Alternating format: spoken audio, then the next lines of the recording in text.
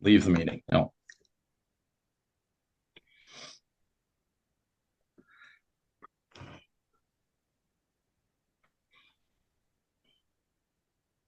All right, I am just going to make sure everybody is muted. Perfect. So I'm going to kick off because I think there's a lot of ground to cover tonight. So I hope everybody is doing really well today. I want to thank you for taking the time to join us this evening. My name is Jessica. I serve as program manager at NAMI-Finger Lakes, and I'm thrilled to have you here with our holistic health speaker series.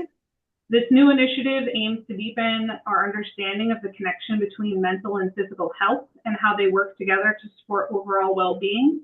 Throughout this series, we're bringing in expert insights and practical advice from some of the top professionals in the field. Tonight's event will focus on the critical importance of brain health for first responders.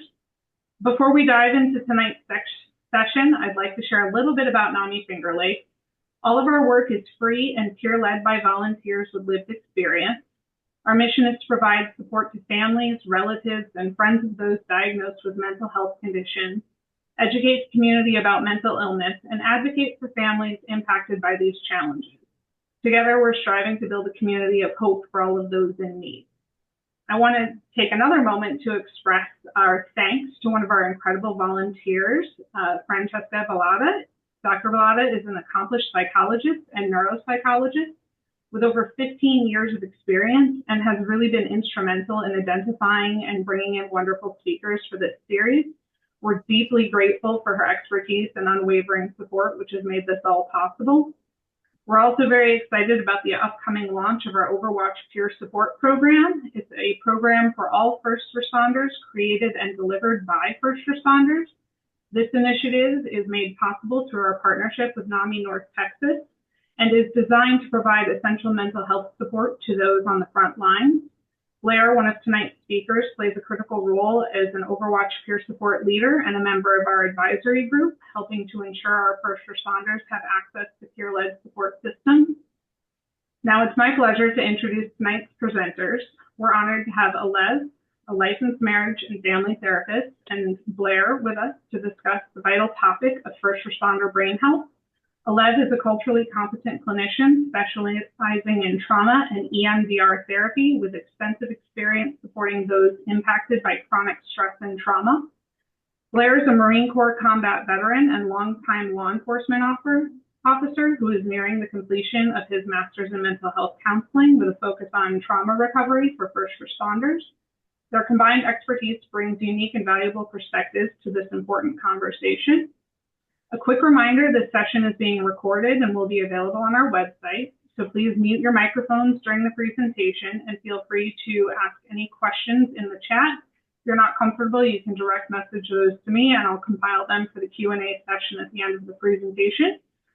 With that, I'm pleased to be handing things over to Alez and Blair.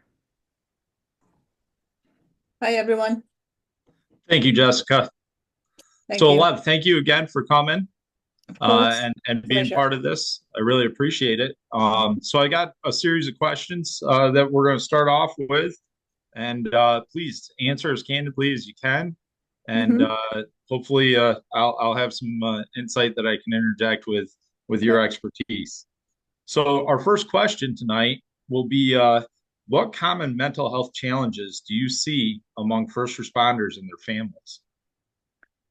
Well, this requires a whole conversation of its own, but if you have to just speak in a nutshell right then, I would say that suicidality is at the top of that list.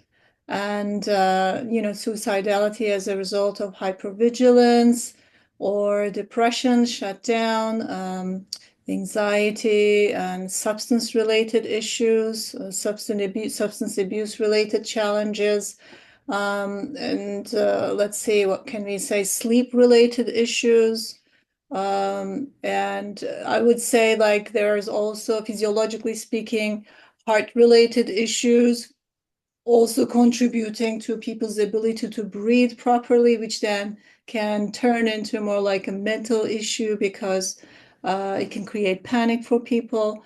So it really varies, but I would say these are the ones that I keep coming across the most at an individual level. And then, then of course, any individual with any kind of issues, mental issues, is going to affect their relationship. So what I see often at the family level is relationship problems between partners or parenting issues with the kids, so on and so forth. So it sounds to me like that you end up seeing a lot of first responders at the end of a lot of cumulative stress that's built up. Is that Absolutely. something that happens on a pretty regular basis? Not so much as the first event, but accumulation of many events that are causing them to come and see you. I would say that is the case for almost all first responders, but then sometimes it takes a specific event for them to really reach out. Okay. So even though they will come here with the idea that I just need to get rid of these images about the last call that I went to, and I'm fine with that to help them with that, but it's never that one single event. So then we end up really attending more to the whole experience of um, their profession and sometimes even like beyond their professional identity towards their developmental experiences and stuff like that. Yeah.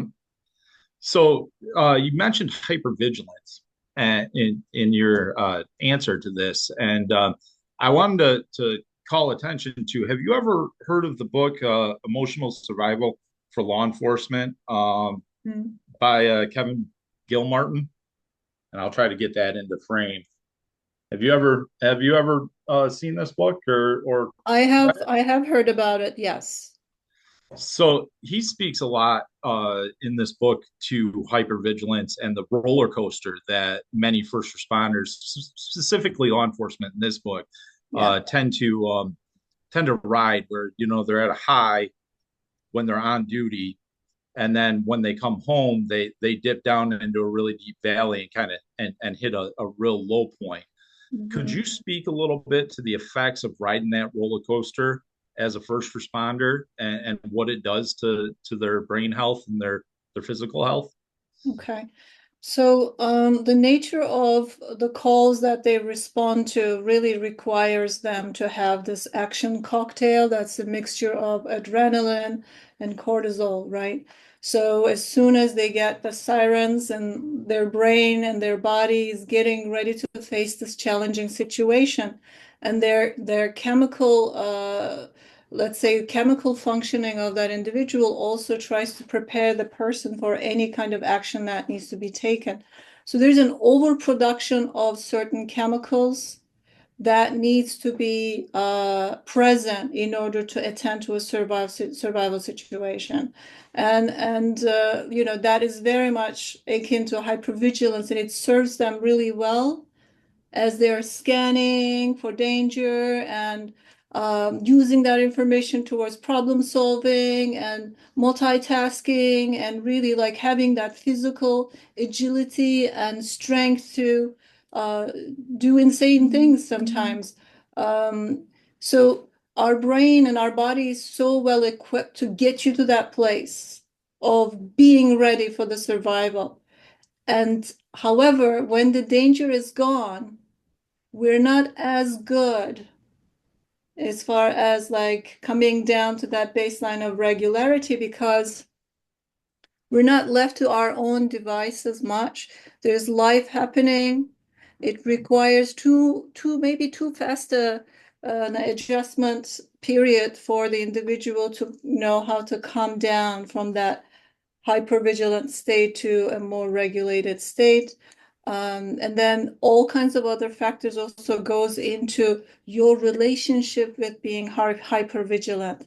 Now, let's say that if in your history growing up, um, you've been made to be afraid or scared, or you don't have a healthy relationship with a sense of safety, then someone else's tragedy can remind you of your own tragedy. And therefore, even after you come away from the incident space, where the call is, let's say where the emergency is taking place, your brain isn't able to really tell the difference, that it's over, that I'm in my home now, I'm safe now.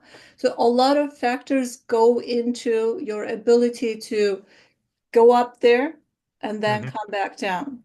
So, and for those of us who don't have that experience of knowing how to come down to that good level baseline, then you might just crash, right?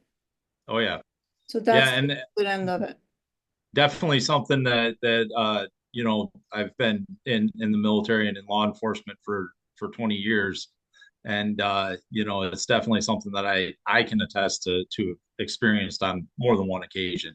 Yeah. You know, that very high sense of vigilance, you know, that survival response, and then you know, when it gets all said and done, and you maybe go to the next call, or you end up dealing with the next situation, and you kind of stay at that point for a while.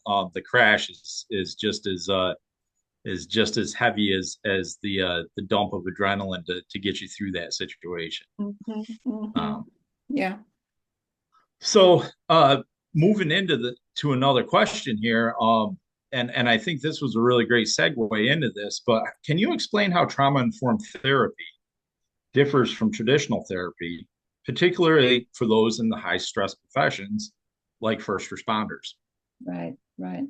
Okay, so trauma-informed care is a very gentle yet rather structured approach to address what's going on with an individual from a multiple dimensions. So we take into account like how their mind, brain, and body are affected by trauma.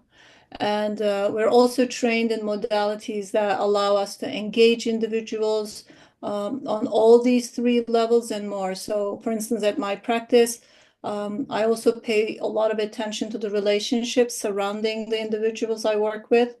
So when I help a first responder or a trauma survivor recover from the effects of trauma, I'm also very considerate of their family systems, right? A person recovered isn't automatically able to adjust to life the way that we think they should be able to.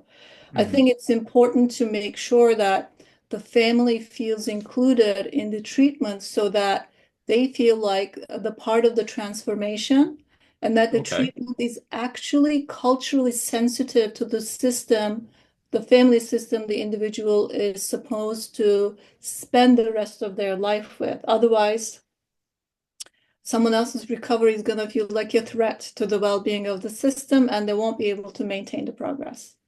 Yeah.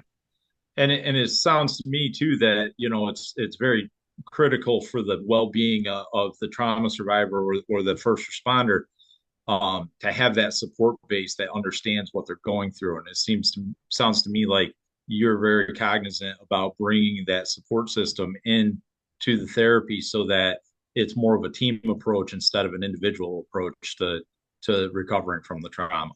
Absolutely. Absolutely. And we need to remember that all problems happen in a relational setting. And all good things and all bad things, they're all happen in a relationship setting. There is no such thing as an individual problem or an individual fix. Everything is relational. And we just have to pay attention to that relational map to be able to coordinate someone else's well-being and go about the treatment. That's a really good point. That's a really good point to be made, that you know everybody out there is has more than just themselves that are going to suffer when they suffer. And so I really appreciate that you take that to the forefront of your work to ensure that those support systems and the people supporting the person that the client that you're working with are there to understand what's going on. Yeah. So moving into another one, here, what are some of the early signs that a first responder might be struggling with trauma or stress? Okay. So I would say the first thing is irritability. And then the next best thing is the sleep disruption for sure. There's fatigue, there's anger, Now, the difference between irritability and anger, you might think it's the same, but it speaks to something different. So while irritability speaks to a depressive quality in a person, anger speaks to anxious qualities and capacities in a person. So you have to kind of like watch out for the difference for those things. And there's definitely detachment, tendency to isolate, maybe increase in the alcohol use or substance use. We already talked about hypervigilance. Startling response is very commonly seen. Physical aches. Now, what's known as somatic symptoms, right? It's the physiological manifestations of psychological issues, headaches, anxiety. What else? And more at a like a relational level than definitely issues with their families, partners, children. Those relationships become more tense. Well, for a person who works night shift, you're not. My outlook looks pretty bleak there, Lev. So, with the sleep deprivation and the irritability, it's something that I'm cognizant of because of the training that I've gone through with my degree program. But I do recognize that there's a lot of young first responders who end up working night shift and stuff that I think maybe push themselves too hard Yeah. or try to live life as normal as possible without recognizing the physical detriment that there is to working that that night shift whenever when you're supposed to be sleeping Yeah. and stuff. Do you, in your practice, generally, when you start seeing the irritability and the sleep deprivation and that effect, that cumulative effect on a first responder, is it typically people that end up working the night shift or the overnight shift that you're seeing, or do you see it across the board? I'd say shift work definitely affects the sleep circadian rhythm a lot with the people that I work. And then there are cases of symptoms getting in the way of sleep, but I wouldn't say that's my experience of first responders at all. I'd say Okay. sleep disturbance is one of the downsides of shift work and them not necessarily having the healthier. You have to have better habits than an average person to be able to balance that life and that kind of work. And it's not just you, but your family. You guys, like, you need to understand there needs to be an adjustment at a family level to create a new normal that accommodates shift work. Yeah.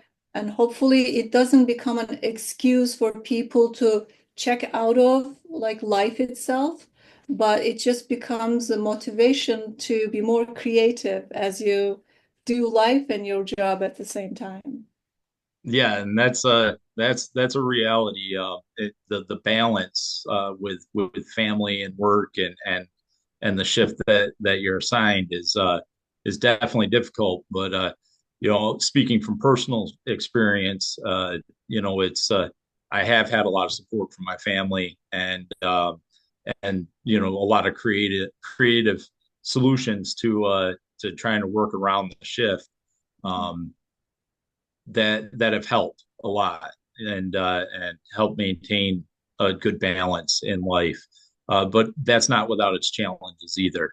And I think that's a point that you're trying to make as well, is that it is not an easy transition, but it's a challenge not just to the person who's working the shift, but to everybody who's around them. Mm-hmm. So. Mm-hmm. So to move into, I've got a two-part question here, and this one I think we're gonna end up spending some time on. What are some myths about mental health in the first responder community that you've encountered? Okay, so I'll come to that. I just remember that I should add something to the question about, what are some of the signs that I come across as far as Oh, uh, please. the things that the first responders may be suffering from. So the signs as I listed, And the important thing to understand is these signs might be indicating acute stress disorder, or it might also be indicating post-traumatic stress disorder. So when you notice within yourself, or when your loved ones are just noticing about their first responder family member, right? Any one of these symptoms, it's very important that you just put that in a calendar. Because if these symptoms are lasting anywhere from, let's say, 3 days to a 30-day period, then it is acute stress disorder and it's likely to go away and you'll be better. But if it's consistent past 30 days, then it is a sign of PTSD. So that definitely needs immediate attention. Just don't wait too long, okay? I'm giving you 4 weeks. Even then, you should really attend to it. In the first week that you feel like you're still out of breath and you're having these issues, there's no reason for you to not seek help, especially when you know the value of showing up for other people who need your help. So let us do the same thing for you guys, okay? That's a really great point. I really appreciate that you brought that up because as we're speaking here, we're looking at the brain health of our first responders, and to understand, when those traumatic events occur or that cumulative trauma builds up, Yeah. to look for those warning signs that you've highlighted and recognize, like you said, put it on a calendar, put the date of that trauma that you believe is affecting you on that calendar and really Yeah. track it, Yeah. just so that you can reach out for help if needed. Yes. And a lot of times you can overcome the trauma and work through it, either by yourself or through the support of your family or through the support of peers. But if none of those other interventions work, then it's vitally important that you do reach out and try to find professional mental health help so that you can work through it and maintain that level of ability and professionalism, and be able to continue to do the work that you're doing as a first responder. Yes. So that's a very important point. Thank you, Alev. I appreciate that. Sure, sure. No, now back to the question about myths about mental health, right? Yes, So, myths and mental health. all right. So for this specific population, because they're very tough people, and we all know that, but that's also very it's kind of like an oppressive aspect to someone else's identification to always be tough, right? Because then any sign of need for help is interpreted as weakness. So then I'll hear things like, it's a sign of weakness to admit to your struggle. Feelings are for weak people. I don't need that kind of thing, right? Therapy is for the weak. What are emotions? I'm not lovey-dovey type of person. I'm not going to talk about my feelings. Which, by the way, is also a very limited way of looking at therapy. I certainly don't do the kind of therapy that just lets you sit and talk about your emotions. Emotions are just another set of information that you need to be able to complete the puzzle that your brain is struggling with, and that is what trauma is, right? All Mm-hmm. these scattered pieces after a single incident or a series of events happens to you, you're left with having to make sense and bring those pieces together, and they just don't come back together. So emotions will be maybe one of the 1,500 pieces that you're going to need, but we're not going to be like romanticizing just talking about emotions the way that movies and books are depicting the therapy to be as, right? So I also want people to understand that therapy is not a romantic notion. It's a clinical concept. And in that sense, I think it speaks to your ability to actually do the right thing by yourself. That's a Did good that point to answer be. the question? That's a great answer for that. Um, you know, Law enforcement, the military, first responders in general, and the military, there's always been a stigma that's kind of been surrounded by it. And I can attest to this. I served in the Marine Corps in between 2000 and 2004. I was on the invasion force into Iraq. Mental health, brain health in the military was not something that was as promoted as it is now. And there was definitely a pretty strong stigma that was presented, not just to myself, but to all of the Marines that I served with, in regards to uh, seeking mental health help or brain health help.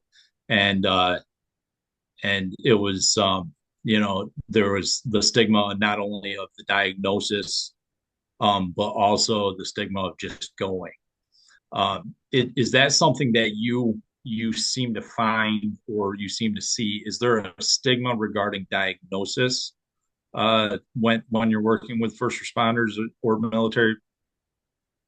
So it's I'm both I have both good news and bad news. And the good news is that the stigma, the existence of stigma, or the way that it holds people back from seeking help is less and less and less, because it's really wonderful to see that there's so many efforts like the one you're doing right now, like you and I are doing, right? We're demystifying this process, and from inside, from outside. So it's becoming less and less and less important for people, and they're able to ask for more help. Mm-hmm. Uh, and at the same time, though, institutionally, there are still double binding circumstances. If you admit to having a struggle, that might still qualify to be unfit for duty, right? Yeah.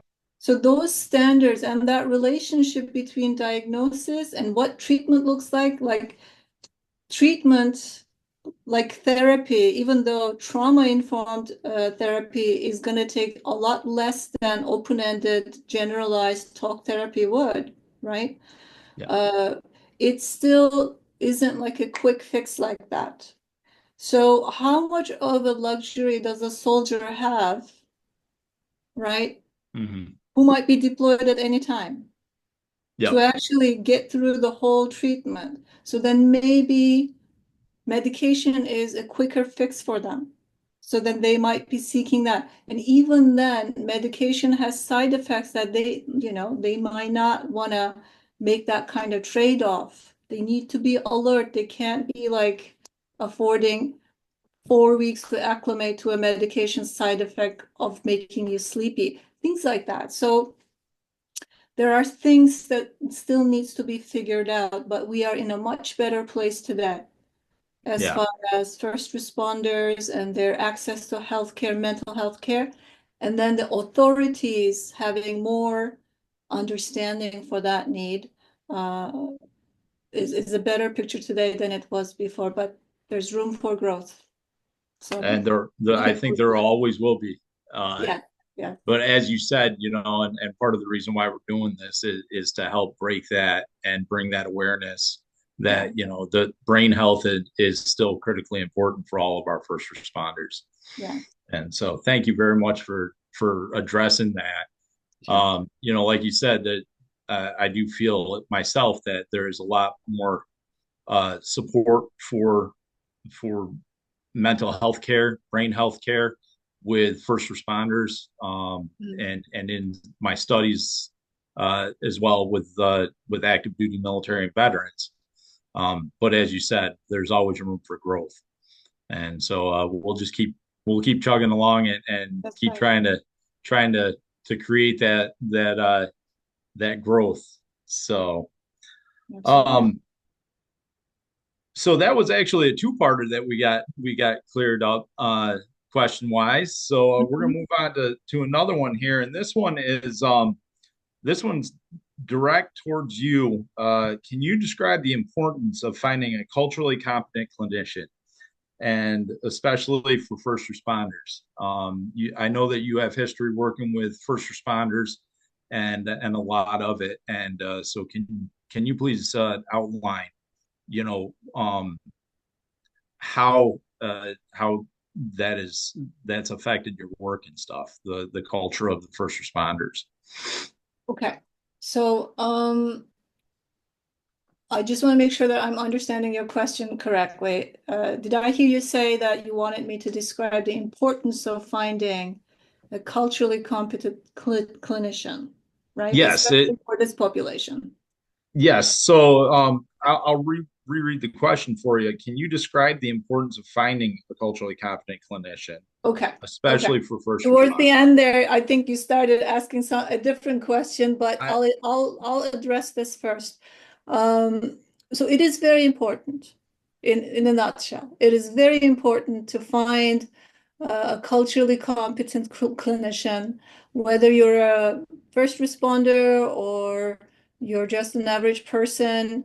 Everyone kind of comes from a certain type of culture, and that culture isn't just in terms of um, institutional rules or experiences of your day-to-day this and that, but it's about your belief, right? It's about what's acceptable to you. It's about what you understand for how you can recognize respect and things like that. So in that sense, cultural competence is an essential aspect of a good clinician, and you should always seek it when you're looking for a provider.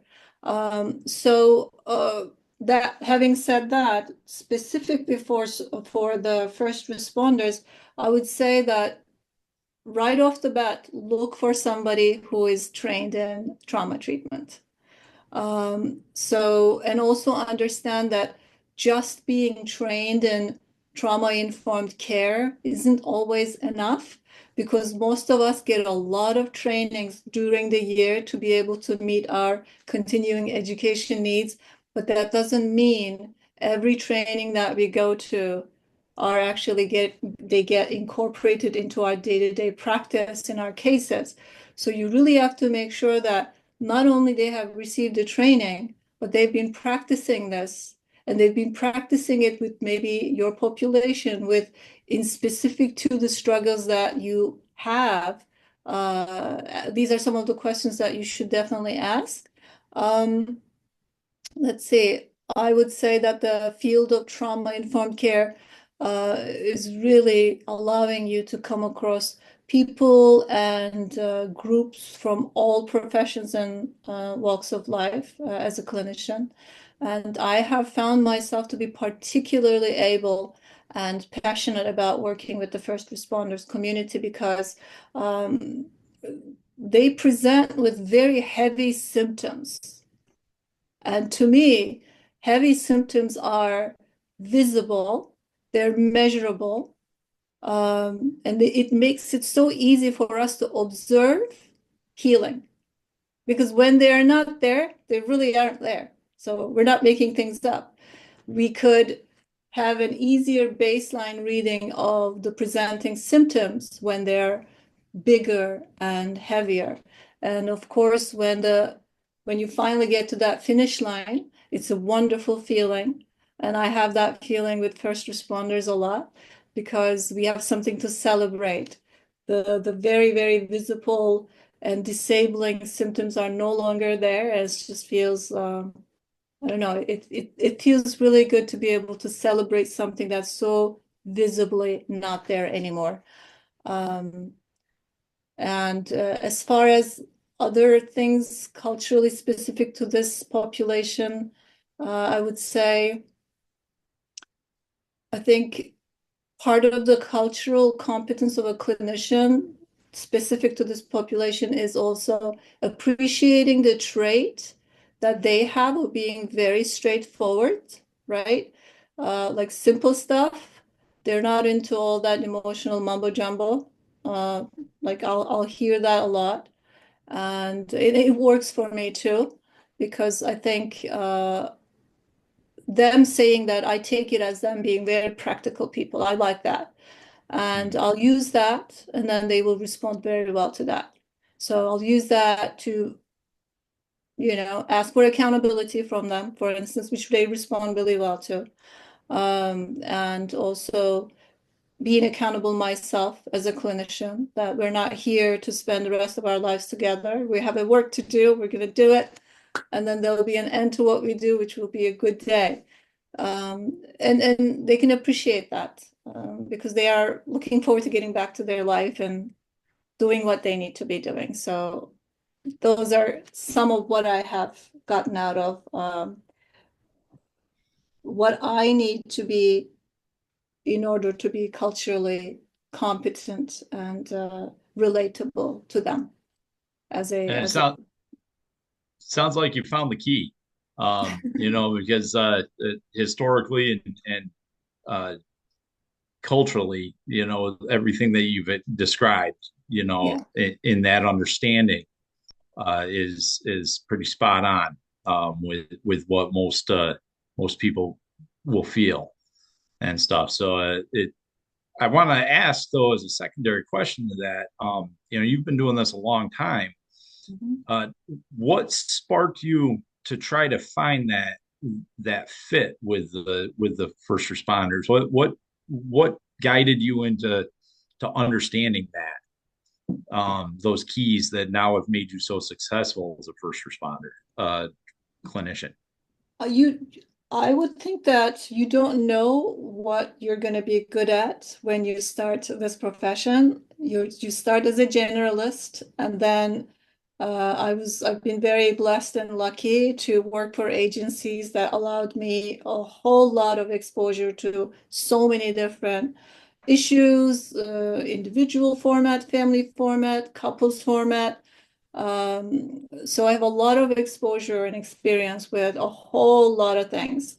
And what I've kept noticing is my appreciation for acute symptoms and how different I felt compared to my colleagues, as far as when I see something loud in front of me, like that made me present and want to attend, whereas some of my colleagues felt that's not ideal. You can't do work around that. It needs to be not there in order for them to get in and render intervention. So I think part of it is also like the character traits that you bring into your own profession. I'm from Turkey, and uh, life and problems and issues are just it feels like a day-to-day normality to me. So when I see an angry person, when I see somebody who's dysregulated, it's just another Tuesday morning. Is that what we say in English, right? So I don't necessarily freak out in the face of things like that if they're happening in my office. I do feel like that's a sure sign of help that they're asking from me. And sure enough, when I'm able to just model that regulation in front of them and hand them some tools in order to convey what it is that they need, it works. It works. And, and this is trauma. So before I got to first responders, I noticed my appreciation for trauma work. And then, of course, when you do trauma work, who has PTSD the most among everybody? It's these guys. So um, it's been a really wonderful series of coincidences and synchronicitous encounters for me to start appreciating this population. And we're doing really good work. I have such a deep respect and gratitude for what they do. I am one of them. So we do it a little bit on a different corner. We're considered to be first responders as well. And I personally have been part of emergency response teams as mental health workers, and was among the people who responded to school shooting in Nashville. And we hope that things like that would not happen. But when they do, if they do, I'm also happy to say that I'm part of a group of people who show up and attend to the first responders who are helping the victims.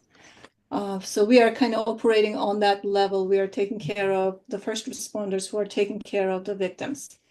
Yeah. So yeah, I have great respect and gratitude for this population, and it's very fulfilling for me to know that the person that I'm helping uh, feels equipped and ready to go and help like 5 other people. So in trauma work, we say hurt people hurt people.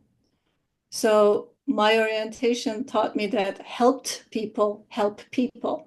So it's great.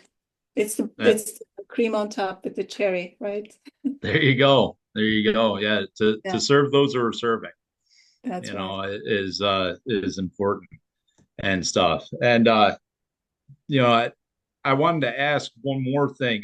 With your work with first responders and responding to critical incidents as a mental health Mhm. professional and stuff, do you find that has opened doors or maybe broken down some barriers with clients, first responder clients, or do you feel that there weren't those barriers there to begin with? Um, Give me a little bit more context. Okay, so you've outlined here that you respond to critical incidents as a Yes, mental health professional, yes. and so with that response and that understanding and seeing that firsthand and having that credibility of being there in that situation, do you feel that is maybe helped break down maybe some of those stigma Yeah. barriers with other first responders looking for, questioning whether or not they need to go into mental health care? Yeah, I would say that it helps. First of all, like my name is just like hovering around in their circle, right? So then Mhm. they have they have reached out to me because they heard about me, or it could be any other trauma therapist that might be working with one or two or three first responders will eventually end up with working with more because it's nice to see like sometimes I see my clients waiting in the waiting room. If they're working for the same institution, they'll come across each other. There's never hesitation, right? About, oh my God, I don't want this person to see that I'm coming here. And they'll just be like greeting each other and they're appreciating the fact that they're getting something good. So this culture is great. And yes, I benefit from each individual's good work that we do here together becoming almost like a foundation for the next person to come securely step into so that they can also feel like they're in good hands. And I'm also not afraid to say that you are in good hands because this is something that I'm really passionate about. I learn continuously and I'm also very encouraged to see the results. So of course, they're going to be in good hands. That's awesome, and I feel that they are. Um, so lastly, in this kind of series of questions here, you know, not everybody's going to find the right therapist at the right, at their first outing with somebody. Mhm. Um, how important? Well, I can understand how important it is to find the right fit. But would you have any guidance for first responders on how to approach finding the right therapist for them to help them? Okay. So of course I'm going to say that try and find a specifically trauma trained and well seasoned provider. If you're dealing with severe acute symptoms of trauma. Um, However, I also know that we're not able to respond to people in the exact moment that they are reaching out. They might have to wait for a little while to have an intake done. So depending on how long of a wait that means, I think they shouldn't wait for that specific person, provider. They should still go see a generalist. It's a great thing to use that space and time with any therapist for them to kind of like lean on to the safety of that space while searching for someone that is more specialized, right? Um, and what else can I say? And also, most therapists that don't do trauma work will eventually refer their clients out to trauma trained therapists. But in the meantime, they will have helped that individual experience being listened to, being held, being understood, There's going to be psychoeducational stuff. They will be offered information maybe they were lacking that will ease their hearts and minds a little bit. So it's never a waste of time to be working with a therapist. And that could be a nice little buffer in a transition as you are finding someone who's more specialized that could help with more acute symptoms that you're dealing with. Yeah. Thank you. That I think helps a lot. Just understanding, that you're going to in the work that you're doing with a therapist that you'll find the right fit and the right answer for the problems that you're facing. Yes. And that's something to be confident of. And the first step's always to reach out for help. That's right. Whoever is available, just go for it. Go for it because, yeah, go ahead. Well, speaking of specialties, and this one I'm personally interested in, not only through the studies that I've done, studying and work that I've done for my degree, but also just out of sheer curiosity. You specialize in EMDR, correct? Mm-hmm. Mm-hmm. Would you be able to explain how that works and what the effect of EMDR is versus traditional therapy? Okay. So EMDR is a tool that fulfills the premise of an actual framework that is called adaptive information processing. We'll call it AIP in short. So AIP is my framework. I'm informed by it as a trauma therapist, and EMDR is a tool that I actually use to invoke the principles of AIP. Now, the premise of AIP is that everything moves towards an adaptive resolution. In a sense, all internal and external processes operate with the same drive. So as soon as you get a cut in your body, right, immediately your body starts the process of healing. You get the blood clotting to prevent you from like bleeding out, and millions of other little processes takes place in order to cover that cut. And so it happens in an external way, it happens in an internal way too. Everything we do or we don't do is geared towards an adaptive resolution. That means finding solutions, right? So we are equipped with a system that knows how to do that, both at a brain level and at like a skin deep level. But sometimes things happen and they get in the way of this powerful, wonderful mechanism.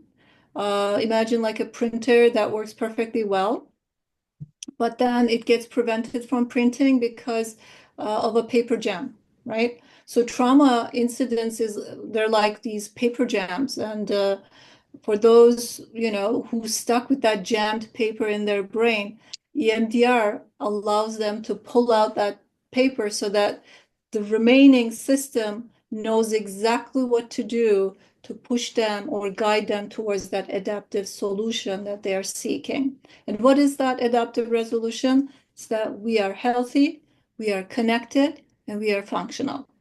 So as compared to other forms of therapy like talk therapy, I would say that EMDR brings about faster results and more observable results and also more long-lasting results. It's not meant to be an open-ended process like talk therapy is. And with EMDR, there are strict but never rigid perimeters around the work that you're doing. So everyone who comes into this room knows that they're going to be doing something that day, that everyone can just kind of watch and see, oh, this happened and then this happened and then this happened, right? It's regimented, and that's something also people actually, especially in this population, respond very well to. And then yeah, the outcome is measurable. I love that aspect of it. It's not up to me insisting that you're doing really well. Look, here's the 10 reasons you're doing well. Or you saying, I'm really doing well in this very moment. And then that not necessarily translating into well-being outside the room.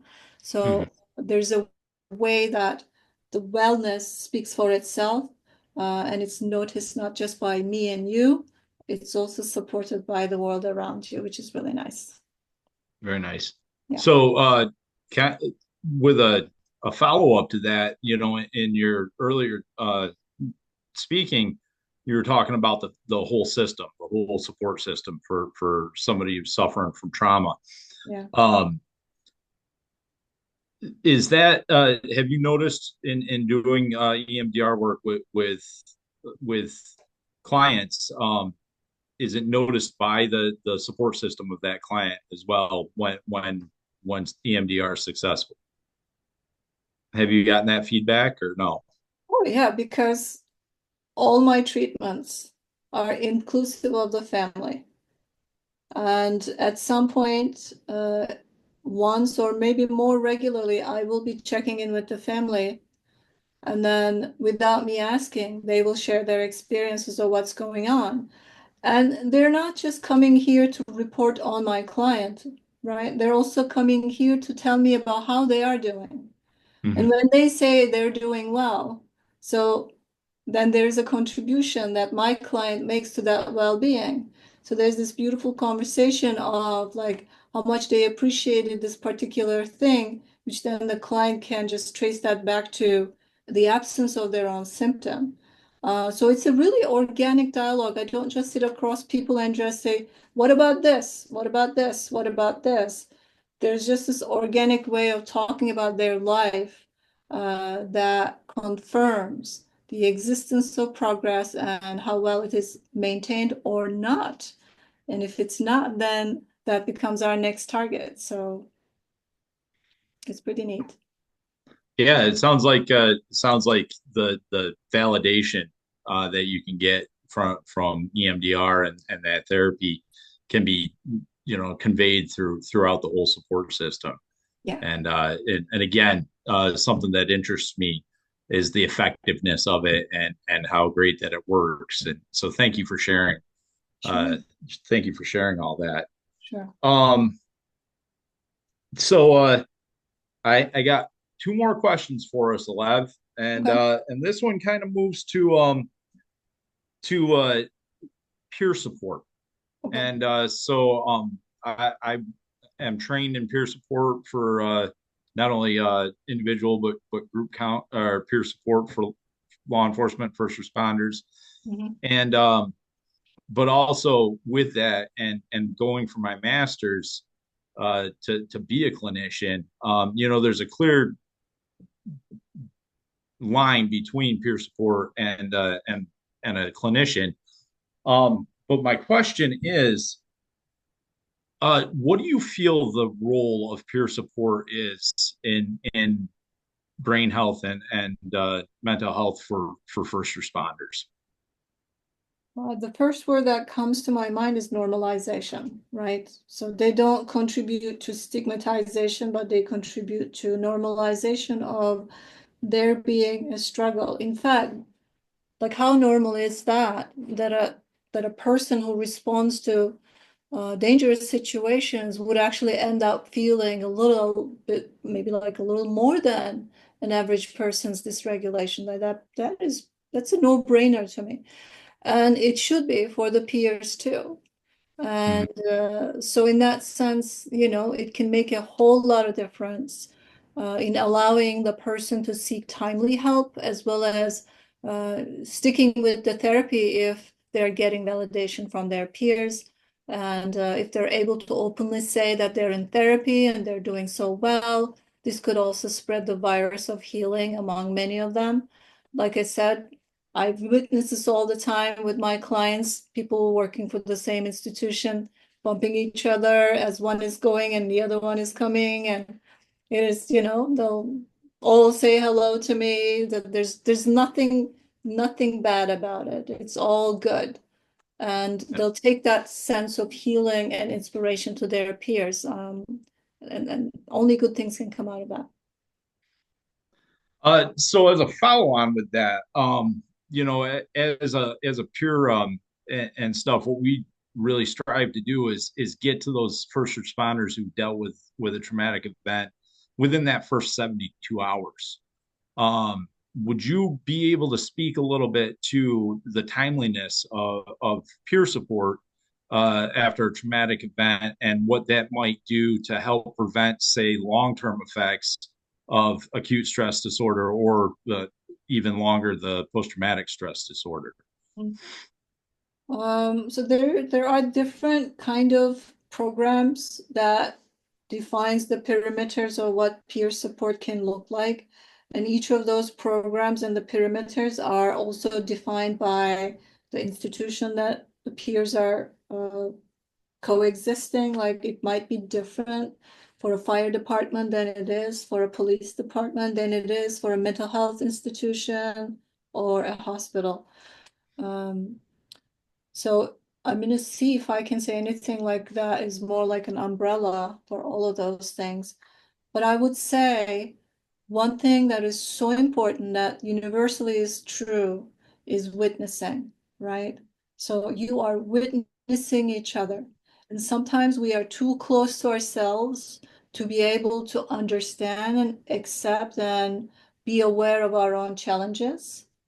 But as a peer, you have that optimal distance that allows you less distorted view of your peer. So then if you see somebody struggle, don't ignore it.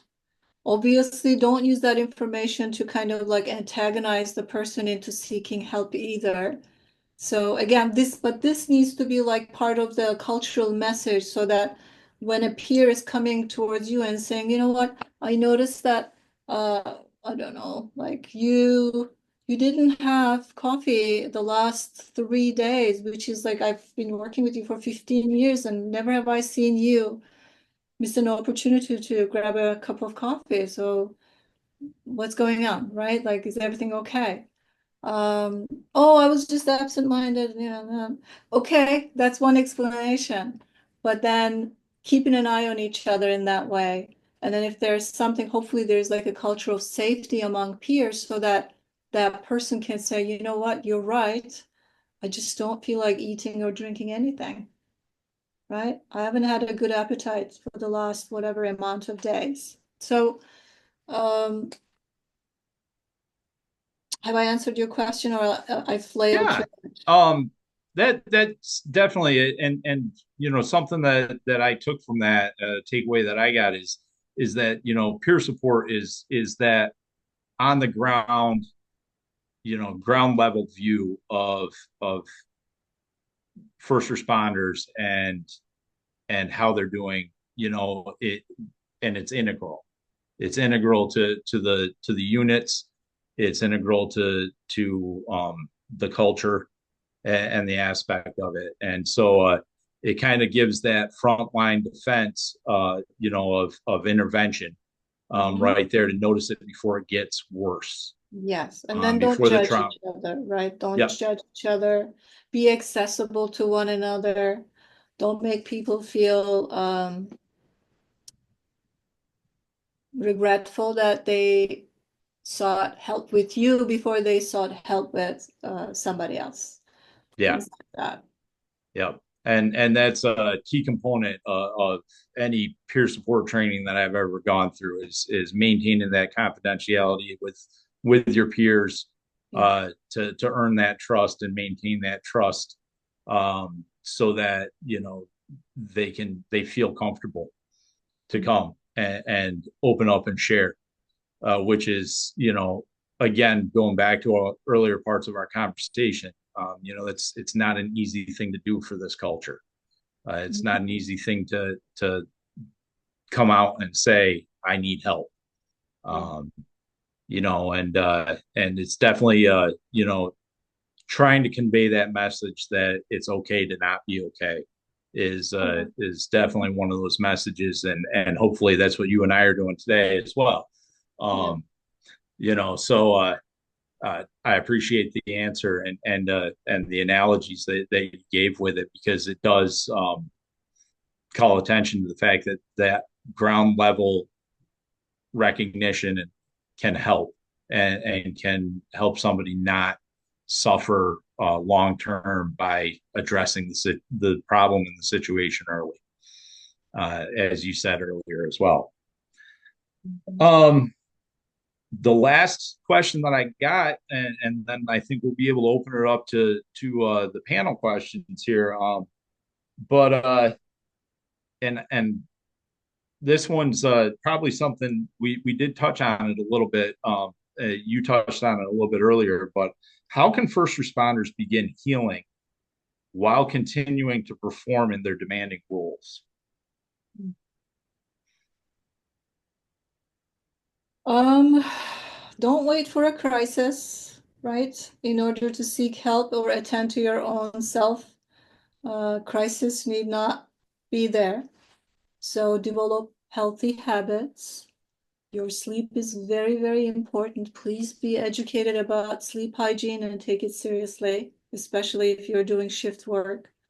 And I would also advise their families to help these folks with their sleep habits, you know. Life has to look a bit different for you guys, but love and connection and time together is still possible. So just be creative around that. And normalize seeking help and you know, feel entitled to find the right kind of help. So I think these are all things to remember, that you have a right to seek help, and that help can also look very specific to your needs, and take the time to find the right providers while utilizing in between services that can also still support you in wonderful ways. Thank you. Mhm. As a follow-up to that, I could you maybe touch base a little bit in regards to I'm sure that you see clients who are still working while they're seeing you. Yeah. What advice do you give to them while they're in the therapy, so that they can maintain their job performance, Yes. but still heal? Could you dive a little deeper into that for me? Sure. Well, see, the aspect of trauma-informed care that I really, really love and appreciate is uh, it's a phase model of treatment, which means it's not just about processing the trauma. It's about getting ready to process the trauma, which also gives you the resilience and the skills to do life in between trauma processing. So when you start this kind of treatment, you will be equipped with a lot of skills that helps you regulate out there at your job. And then every week or whatever the frequency that you have with your therapist, you come and attend to specifically to the processing of the trauma material, while in between you will have the skills of containment and self-regulation. So you take those skills out there without having to wait for the trauma to resolve itself. But by the way, as trauma memories gets, let's say, digested one after other, your need for those skills lessens because you don't get dysregulated as much. But then you can use those skills, like so many people that I work with, they'll use that skill with their children, right? They'll use that skill with their partners or at their work as a peer. So it's really nice that you get equipped with a lot of skills that you can use to attend to your job, even when the trauma work itself, meaning the processing continues. So we don't have to put life on hold. I mean, that would be nice if you could do that, take a break, do this intensively, and then get back. But it's not possible for everybody. Yeah. Yeah. Yeah. Thank you for clarifying that. Sure, I sure. appreciate that. That's something that I think also speaks back to the stigma of, if I ask for help, I'm not going to be able to continue to work. And so I appreciate you clarifying that, Yeah. there is that potential and that possibility and the frequency that you can continue to work and perform and still help yourself and heal. So thank you for clarifying that. Sure. Um, it's almost 6:40 now, and so I'm gonna reach out to Jessica and open it up for questions, unless you have anything else you want to touch on lastly, Aleph. All right. Jessica, what questions do we have? So I'm going to go with the top ones that were in the chat in the public, and then we'll move into the ones that were sent directly to me. So besides individual therapy, what other resources do you recommend first responders utilize every day to help them cope? Okay, Jessica, the sound is so tricky for me when you speak. We talked about it before the session began. Yeah. I'm gonna go and check the messages. Is the question there? Yes. I got the question right here, Aleph. Would you mind Okay, if I so it read says, it? besides individual therapy, what Yep. other resources can first responders utilize every day to help them? Oh, okay. All right. So I would say it's one of my favorite things. It's neurofeedback. Neurofeedback is an operant conditioning of the brain. And basically, as a result of trauma, what happens at that brain level is that your brain waves all get messed up. So let's say the brain waves that are responsible for allowing you to solve a math problem are not the same as the ones that allow you to go to sleep. Those are very different things, different patterns. But then when a trauma incident happens, those things kind of like get messed up so that you end up with the brainwave activity that you need for a math problem at the time of bedtime. And then when it's time for you to be driving your car, then all of a sudden you're in the mindset of asleep. So these are dangerous situations. So neurofeedback really allows people to be conditioned to be present with the task at hand. So that might mean faster results in your sleep regulation, faster results in anxiety and depression. However, it doesn't necessarily resolve things on its own. So it needs to be combined with a thorough trauma treatment like EMDR or any other means that allows you actual reprocessing as well.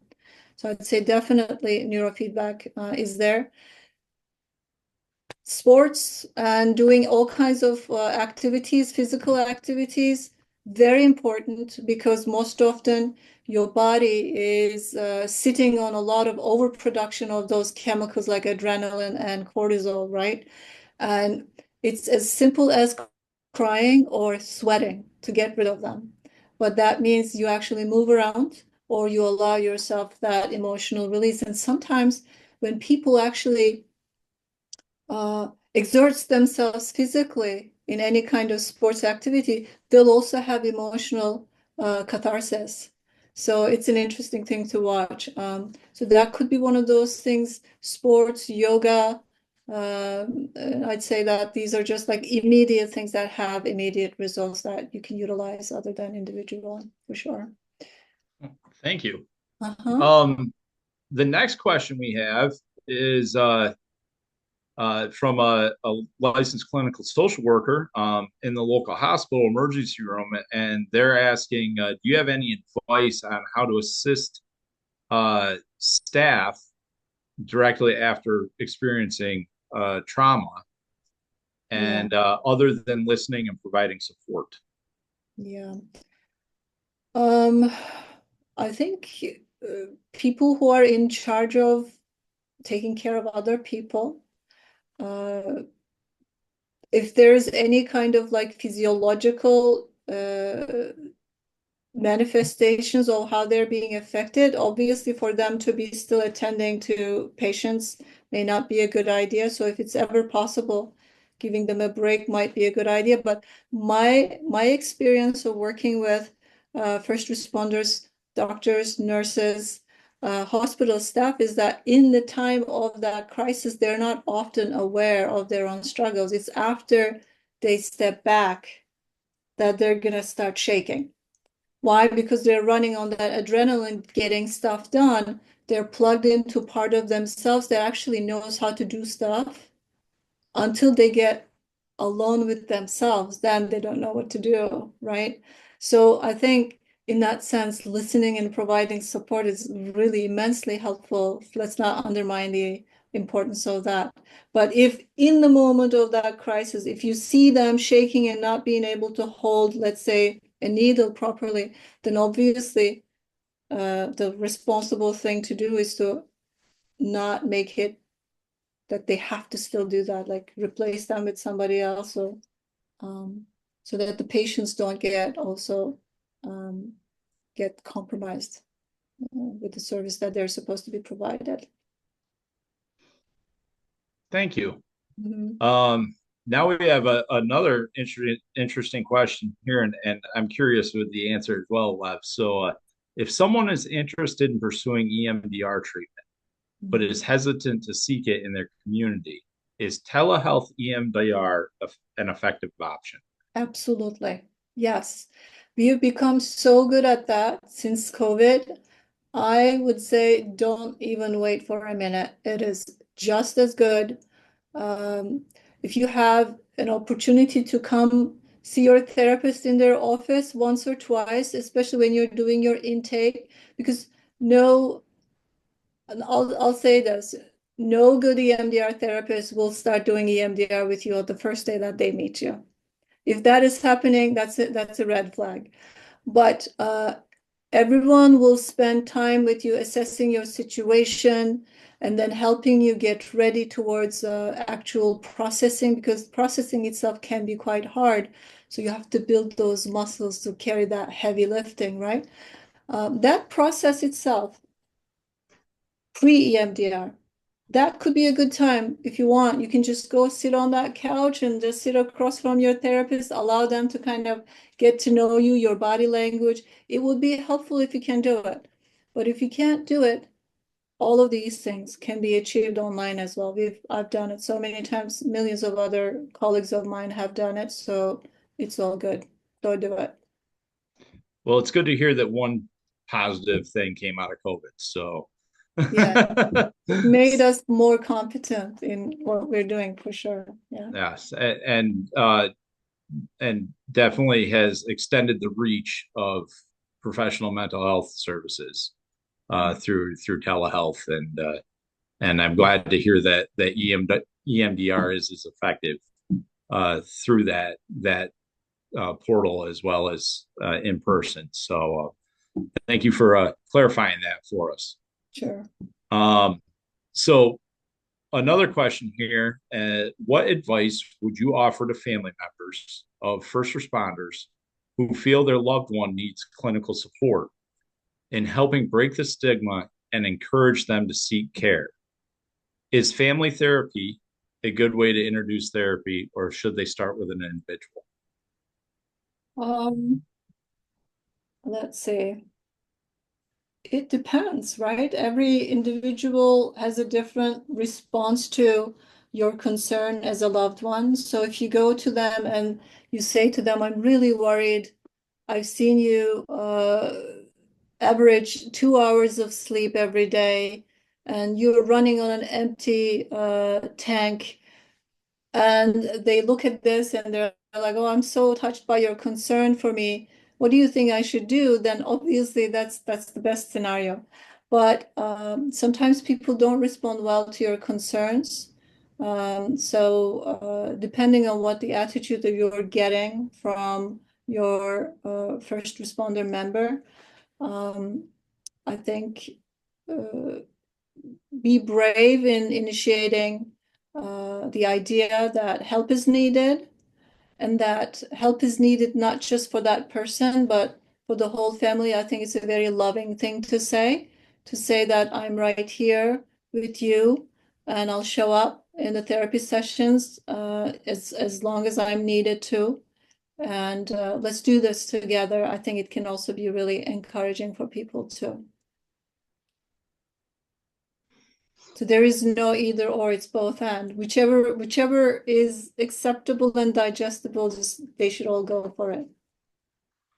Well, that's a really good point, because again, going back to that point of seeking help from the person that fits. Anybody who's looking for help, it's going to be the right fit that truly helps them. So thank you for clarifying that. Another question we have here, as a clinician, what recommendations would you offer to first responders seeking leadership buy-in to improve mental health support for their team?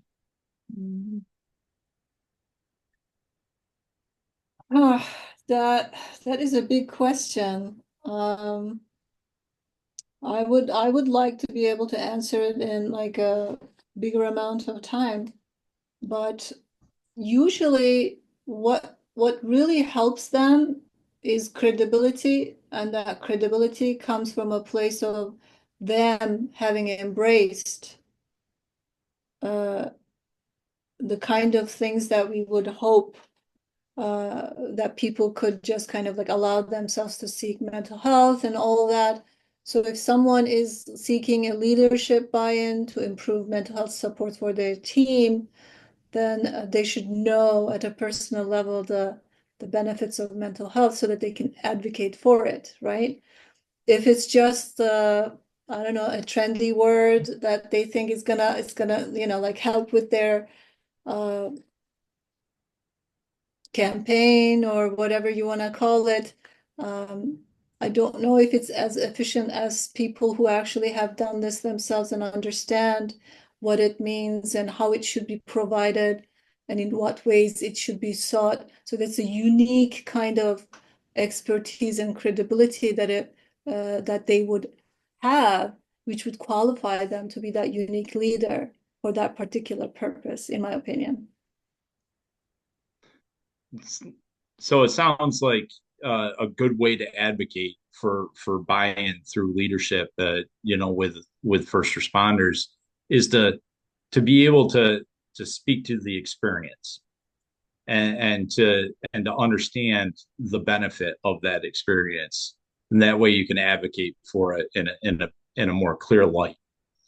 Yes, like I said, these are very straightforward people, right? They're not, yeah, you can talk about statistics and research and all of that, and it's important and all of that. But, if you start talking about what happened to you in 1977 when you were trying to save this person from this, and then I don't know, following 25 years where you had to suffer from this, and finally it occurred to you, you know what? Why am I living with this? And then within 3 years, you have found yourself back to being functional and ideal. Of course, they're going to be responding to this more than the other person who's giving the statistics and the research. I'm not saying it's not important. I'm just saying that there needs to be some flesh, right? Yeah, Spread across that skeletal structure that is so important again. So let's just say both and. yeah. Thank you for that. Mm-hmm. Couple more. We got about 10 minutes left, so we got Okay. two questions. So I think we're going to be able to fit them all in. Mm-hmm. For first responders who have sought clinical help, but when sharing their trauma, it was clear the clinician was traumatized by what they are sharing. How can they go about finding a culturally appropriate clinician? Are there websites? Um, so the best way is word of mouth, right? Really, truly, because what you end up finding out through the community is usually people's experiences speaking and recommendations kind of forming on the basis of individual experiences with providers. But if you don't have that, then psychologytoday.com is a national list that you can go and type in the specific modalities that you want the therapist to be listed for, right? So if you want EMDR, trauma-informed, PTSD focused, you put all those things there, and then it's going to filter out however many therapists are actually doing those things. And then it's a little bit of like process of elimination. You have to just call each and every one of them, ask your questions. If you can do it, then do several intakes with different therapists, and then just like trust that gut it's going to tell you who's the right person, because that will be the person who's able to explain to you what's happening, who'll speak in a way that you say, you're just describing me. And then what do we do about it? And then they'll be able to say, okay, here's what we have, what we can do.